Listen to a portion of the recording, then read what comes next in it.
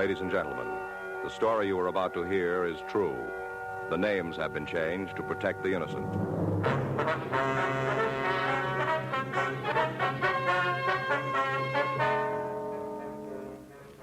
You're a detective sergeant. You're assigned a robbery detail. A watch salesman tells you his sample case has been stolen. He says he knows the men who did it.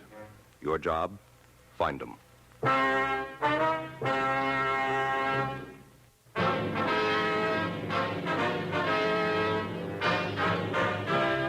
Dragnet, the documented drama of an actual crime. For the next 30 minutes, in cooperation with the Los Angeles Police Department, you will travel step by step on the side of the law through an actual case transcribed from official police files. From beginning to end, from crime to punishment, Dragnet is the story of your police force in action.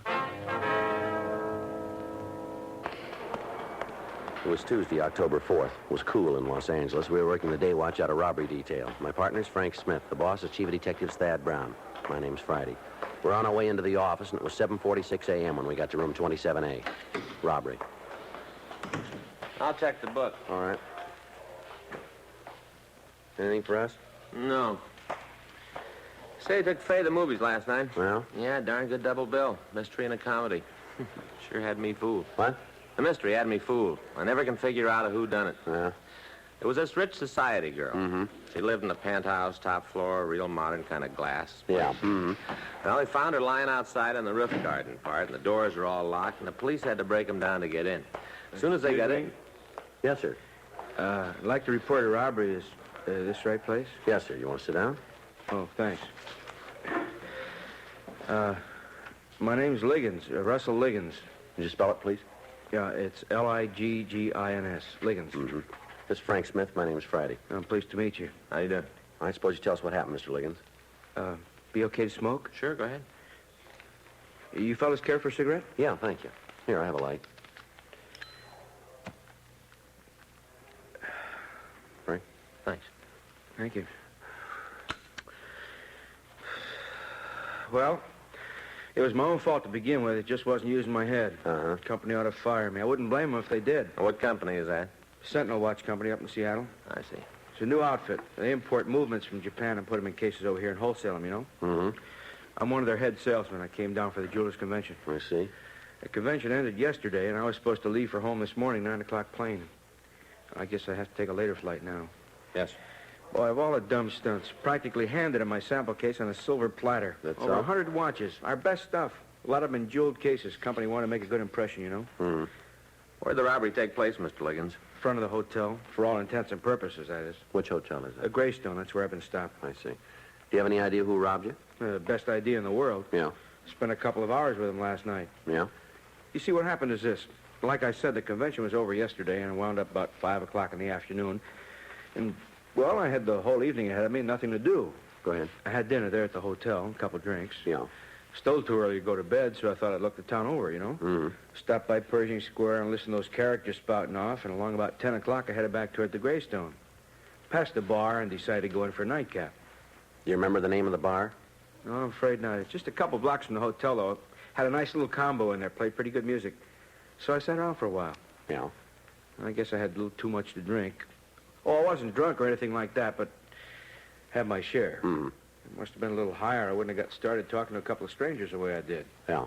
They were sitting next to me, these two fellas. We got to chatting, you know. Mm-hmm. It was about music at first. They seemed to be enjoying it.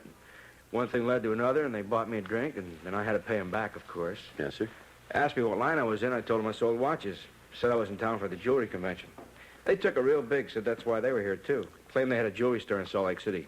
They mentioned their names? Oh, sure. They introduced themselves, but it didn't sink in. Not their last names, anyhow. George and Paul. Yeah, that's all I can remember. Mm-hmm. What happened then? Well, they started complaining about the quality of the watches they'd been shown. Said they hadn't seen anything worth buying. Well, so I asked them if they'd looked at my samples, and they said they didn't think so. Mm-hmm. I offered to make an appointment to show them my stuff. Figured I could stay over an extra day on the chance of making a good sale. And they said that wouldn't be necessary for me, you know, to stay over. Said they could meet me this morning before I left for the airport. Well, did you set up an appointment? Yes, sir. I told them it'd have to be early if I was still going to catch my plane, and that was fine with them. The earlier, the better. Agreed to meet me at 7 a.m. They even offered to drive me to the airport. Couldn't ask for anything more than that, could I? No, sir. Well, anyway, I come downstairs about 6:45 and checked out, and they were supposed to pick me up in front of the hotel. Yeah. Well, about 5 or 7, they come by. I hopped in the car, and we drove off. And we hadn't gone more than a mile or so, and they pulled over and parked. Quiet street, not much traffic. Mm-hmm. I asked them why they were stopping there. I figured on showing them my watches out at the airport. They said they wanted to look at them now. What was that again? They said that they want to look at them right now, you know, in the car. The watches. Yeah. Mm-hmm. Go ahead. And it struck me as kind of funny. I didn't see where it would make any difference. And I opened up the case, and they just sort of glanced inside. And then one of the fellows, the one named George, he took out a gun and started shoving me through the door. And I tried to argue with him. I wasn't getting anywhere, though. Pulled a gun, huh? Yeah. And he, kind of pushed me with it. Mm-hmm. And finally, I asked him to please at least give me my suitcase. I said it wouldn't be worth anything to them, but I needed it. And they tossed it out on the street beside me and drove off. I see. What about your wallet? Did they take your wallet, too? Oh, no, just the sample case. I guess they were in a hurry, didn't want to spend a lot of time there in the street in broad daylight or something. I see. As soon as they left, I started looking around for a cab. Had to walk a couple of blocks before I found one. And then I got him to bring me right here. Mm-hmm. What kind of a car do they drive, do you know? The fellows that robbed me? That's right. Sedan. I think it was black. A Ford. Mm-hmm. Did you get the license? No, I didn't even think of trying that until after they were out of sight. Well, now, can you describe these men for us, please? Well, sure. Well, they were about 40, medium-sized. George had black hair. And the other fellow, he had sort of sandy hair, you know? I see. Any marks or scars? I don't think so. How were they dressed? Suits. Conservative. Blue or kind of gray, maybe. I'm not sure. Mm-hmm. Were they wearing the same clothes this morning? Well, no, I don't know. They had on top coats today. I see. Now, you said their names were George and Paul. Yeah, that's right. Anything else that might help us identify them? Gosh, I'm afraid not. Do you have a list of serial numbers from your watches? Well, yes. May we see it? It's in my wallet. Yeah, just a minute. There you go. Oh, thanks very much. I'll get out a circular, Joe. Okay. Is there anything else you want from me? Yes, sir. We'd like to have you show us the bar where you met these men. Well, no, sir, I'm not sure I can. A lot of bars in the neighborhood, and I didn't pay too much attention. Mm-hmm. You said they had a combo there? Yeah. Well, that ought to make it easier. Well, I'll sure do my best. Yes, sir. I have to get my airline ticket changed, too. We'd appreciate it if you could stay over a couple of days. Oh? In case we turn them up, we'll need you to identify them. Well, there isn't much chance of that, is there? How do you mean? Well, the descriptions I gave you could be anybody. Yeah. Besides, the company will want me back on the job. That is, if they don't fire me for this. Well, you know, you aren't the only thing they'll want back. Huh? They'll want those watches, too. Frank and I checked the M.O. and the descriptions Russell Liggins had given us with the stats office. They came up with 11 possibles. We took the names to R&I and pulled the packages. Liggins was unable to identify any of the mug shots. 10:13 a.m., we cruised the vicinity of the Greystone Hotel looking for the bar where Liggins had first met the suspects. He told us the Green Hat Cafe on 6th Street seemed familiar, but he wasn't certain. We left him in the car and we went inside to interview the bartender. Look, you boys know me. I run a nice, clean place. Don't even cut the liquor. Yeah, sure. I ain't caused you no trouble. Why don't you lay off? Just a couple of questions for you, Sam. Sure. A couple of questions. Next thing I know, I'm testifying in court. You got something you ought to testify about? No, of course not. I'm just talking. Well, then talk to us, huh? Okay. What do you want? You on the job here last night? Yeah. All evening. All evening. I got a little combo working in the joint now. They cost money. There's nothing left over for extra bartenders. You see that fellow out in the car? Where? Right over here, Sam. Lean over. See? Out there. Yeah, I see him. Take a good look at him. All right, I look good. He ever been in your place? Like when? Last night. The bar was real crowded last night. Music helps the business. Mm-hmm. He might have been here. Well, yes or no, Sam? Yeah, he was here. Alone? Yeah, he came in alone. Mm-hmm. He took that stool over there, had a few drinks, and left. Mm-hmm. Did he talk to anybody? He talked to me. What'd he say? He liked the music, that's about all. Who else he talked to? A girl sitting next to him. Who was she? Well, I don't know her name. She comes in once in a while, kind of nice looking. There were a couple of men in here, too, weren't there, Sam? Well, there were a lot of guys. Why? Well-dressed, middle-aged? Could be. They talked to him, too, did they? The fella in your car? Same guy, yeah. Well, if they did, I didn't see him. Had quite a conversation. I didn't hear it. Music's pretty loud. Who were they, Sam? Look, I don't ask for a driver's license unless the guy looks like he's under Come 21. on, Sam. Who are they? He's conning you. That friend of yours out there. Yeah. End stool, that's where he sat. Uh-huh. The girl was next to him the whole evening. Well? He couldn't have talked to nobody else.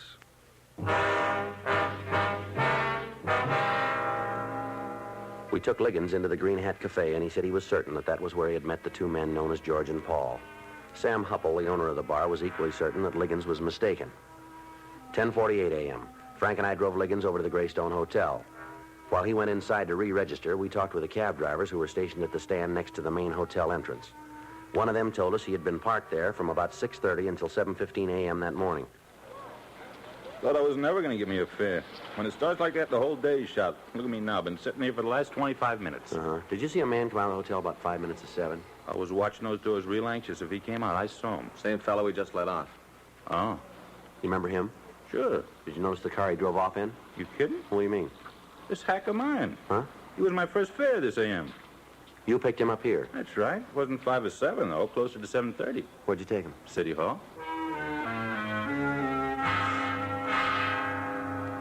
We went into the hotel and talked to the desk clerk. He told us that Liggins had been assigned the same room he had previously occupied, 417.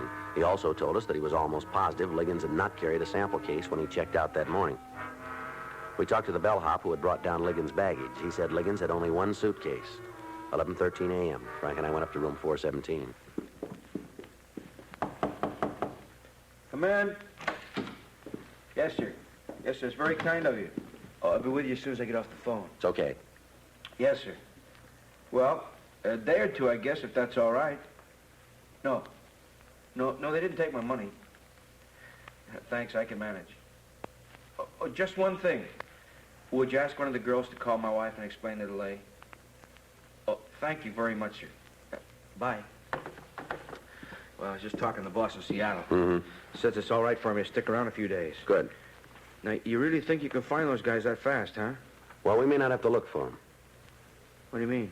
We've been checking your story, Liggins. Yeah? Leaks like a sieve. Well, that lousy bartender, huh? You taking his word against mine? No, we got more than the bartender. Oh? The cab driver says he picked you up here at 7:20 and drove you down to City Hall. Well, he's crazy. You can have it in person. He must have picked up somebody who looks like me, that's all. We talked to the bellhop who brought down your luggage. There wasn't any sample case. I carried it myself. I wasn't going to let a bellhop handle something as valuable as that. Mm-hmm. He just didn't notice it, that's all. The desk clerk didn't notice it either. Well, I stood in front of his desk when I paid up. That's why. Mm-hmm. What do you guys want from me? Just tell us what happened to the sample case. I've told you the whole story. There was one thing you left out. What's that? The truth.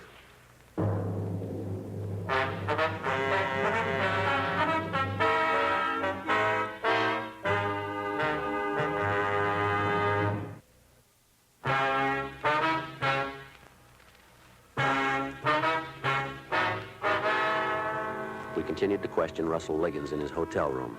He insisted that he'd been telling us the truth. We confronted him with the cab driver, the desk clerk, the bellhop. He refused to change his story.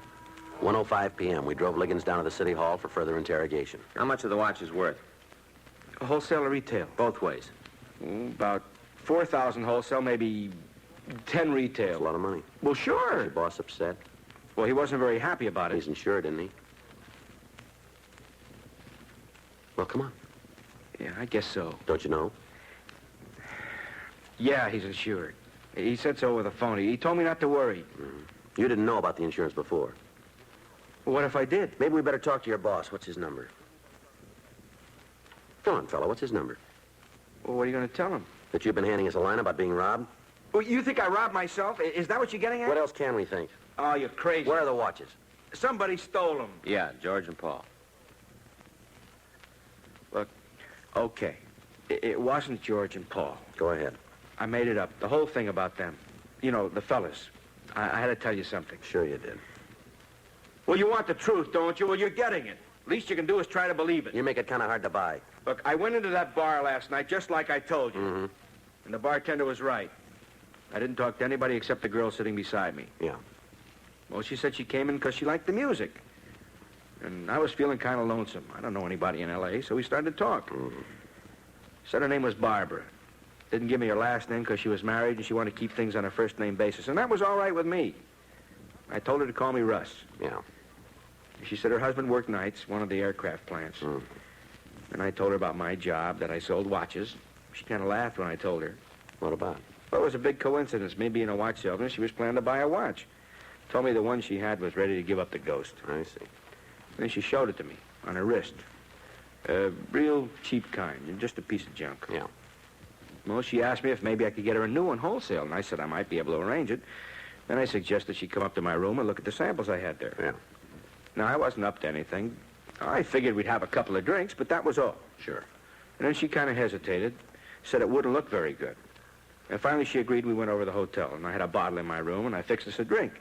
And then I showed her the watches. And she picked out the one she liked, but she didn't have any money with her, not enough to pay for it anyway. Yeah. Then I told her she could have it for free. You know, as a present. Mm-hmm. It wasn't an expensive model, and I was going to pay the company back out of my own pocket. So she took off her old watch, and she put it in her purse. And she put the new one on. All right, go ahead. And then she said we ought to have a couple more drinks, you know, to kind of celebrate the present. But she offered to fix them. Well, maybe she put something in mine, or maybe they were just strong. I don't know. Anyway, I don't remember much after that. What'd you do, pass out? Yeah, I guess so. Next thing I knew, it was morning, about 6:30, and I'd fallen asleep on the bed with all my clothes on. Yeah. That must be why she didn't take my wallet. All right, what happened then? Well, I didn't think anything was wrong. I couldn't remember when Barbara left, but I blacked out before when I've had a little too much. Yeah. So I took a shower and I got dressed. And it was while I was dressing I noticed the sample case was gone. I looked everywhere for it. You figure she took it, huh? Now, who else could have? Well, maybe. Boy, you guys are pretty hard to convince, aren't you? Well, why didn't you tell us about Barbara when you first came in here? Well, I was thinking of my job. Yeah. Boss just promoted me a couple of months ago. I'm doing pretty good. I'm making fair money. Is that so? Yeah, if he ever found out I let some dame roll me in a hotel room, well, I'd be out of my ear. All right. And that's not all. I got a wife. Helen, that's her name. You guys married? He is. Well, then maybe he'll understand. We've only been married a couple of years, and Helen doesn't like the idea of me being on the road half the time. She's suspicious enough as it is. Yeah. So I did some quick thinking, come up with the story I gave you this morning, you know, about George and Paul. Well, it really wasn't my own idea exactly. What I mean is that I was talking to a salesman at the convention the other day, you know, one of the real old-timers. He told me how some guys had robbed him once when he was just starting out, and that's where I got the idea. Sort of switched it around to fit what happened to me. Mm-hmm. Well, I didn't see where I was doing any harm. I never thought you'd be able to get the watches back anyhow. Well, you didn't make it any easier for us. Well, maybe not. But you don't know Helen. Well, she'd leave me sure as fate if this ever gets out. Yeah. I didn't mean to cause you any trouble. It seemed to make any difference what I told you as long as the watches were gone. No, it makes a difference. Yeah? If we want to find out who took them. 3:15 p.m. We went back to the Greystone Hotel and talked to the manager. He gave us the home telephone number of the elevator boy who had been on duty the previous night. We called the boy, and he told us he remembered taking a passenger who resembled Russell Liggins up to the third floor sometime after 2 a.m. in the morning. He also remembered that Liggins had been accompanied by a young lady. He did not remember bringing the lady down, but he suggested that she might have used the stairs. We called the crime lab, and they went over Liggins' room. They found no useful fingerprints or other physical evidence. 5:15 p.m., we went back to the office. Liggins gave us a description of the girl known to him as Barbara. We showed him some mug shots, but he was unable to identify any of the women. 7:18 p.m., Frank and I again interviewed the bartender at the Green Hat Cafe. Well, what did I tell you? Just a couple of questions, that's all. Next thing I know, you guys have moved in for the winter. All right, Sam, now take it easy. Have I got any choice? You remember the girl Liggins was talking to in here last night? So it's a girl now. I thought it was two guys. Oh, come on, Sam. You mentioned her yourself. I never figured you fellas believed anything I told you. We want to know who she is. Just a girl, that's all. She comes in once in a while. She got a name? Never introduced herself. She live in the neighborhood? I don't know. Well, who does? Look, this Liggins is a character. He's already taken you for one ride today. Now, why don't you get off?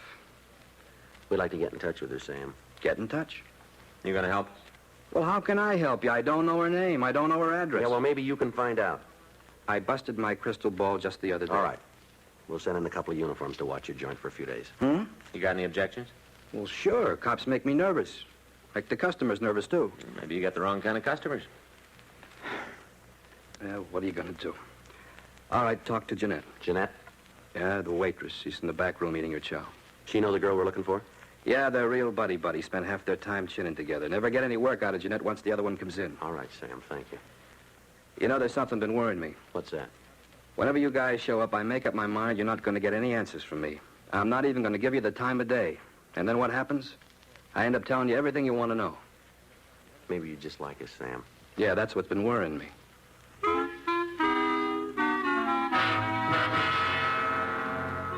Frank and I walked back into the kitchen of the Green Hat Cafe, and we interviewed the waitress, Jeanette Grover. She told us that her friend's name was Barbara Hooper. She also told us that she had no idea where Barbara lived. Used to have a room over on Western, but she moved when she got married. How long ago was that? 3 weeks. Oh, no, let's see. It's longer. Oh, they went to Vegas on a Sunday. It'd be 4 weeks next Sunday. Mm-hmm. You're sure you don't have her address, huh? No, she gave it to me once, but I didn't take it down. I wouldn't have no use for it. How's that? I don't get along with Tom. Tom? Yeah, that's Barbara's husband. Tom Kernan. Oh, say, that's right. I guess I made a mistake. Ma'am? When you asked me what her last name was, I said it was Hooper. I should have said Kernan now. Yes, ma'am. I don't know why she ever married him. A good-looking girl like Barbara. She sure could have done better. Mm-hmm. Tramp. That's all he is. Well, I told her what she was letting herself in for. Mm-hmm. But he's got a record as long as my right arm. I've seen him come and go. When you work in a place like this, you can spot a rotten apple a mile off. Mm-hmm. I never figured he'd get into trouble this fast, though. What do you want with her? Just like to get in touch with her, that's all. Oh, now, I know better than that about cops. They want to get in touch. They mean business. You mind me giving you a piece of advice? Not at all. I don't blame her, whatever it is. Mm-hmm. He's to blame, whatever she's done. You check into it and you'll see. Mm-hmm. The gal gets married to a wrong guy, lasses up her whole life. Not her fault. Except for one thing. Yeah? She married him.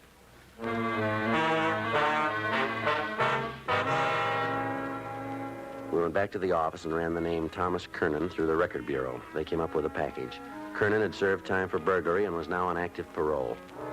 We checked with Fred Galloway at adult parole. He told us that Kernan's last known address was an apartment on Western Avenue. We drove out there. It's down here. Yeah. Yeah, here it is. You all set? Wait a minute. All right.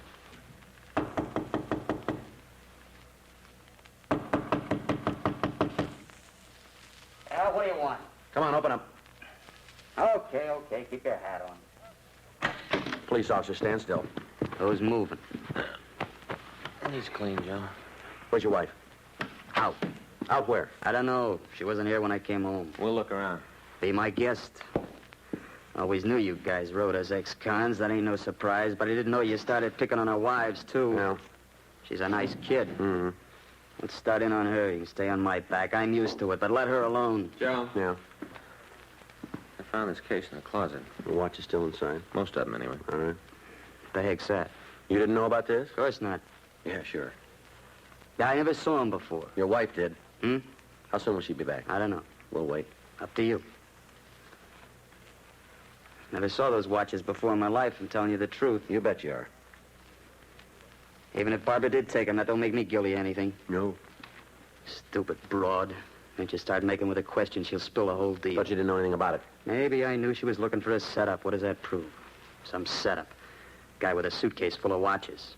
Dizzy dame didn't even know they had serial numbers on them. What a brain. First job she ever pulled, she gets picked up. Mm-hmm.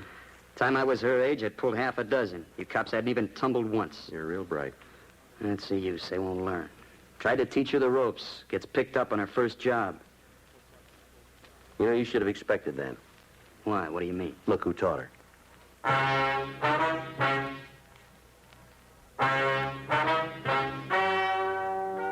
The story you have just heard is true.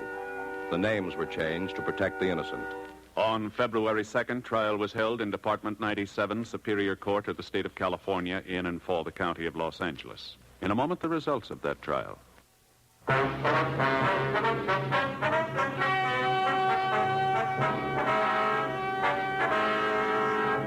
Thomas Carew Kernan was returned to the adult authority for violation of parole. Violation of parole is punishable by the term not served. Barbara Jane Kernan was found guilty of grand theft, 1 count. Grand theft is punishable by imprisonment in the county jail for not more than 1 year, or in the state prison for not less than 1, nor more than 10 years.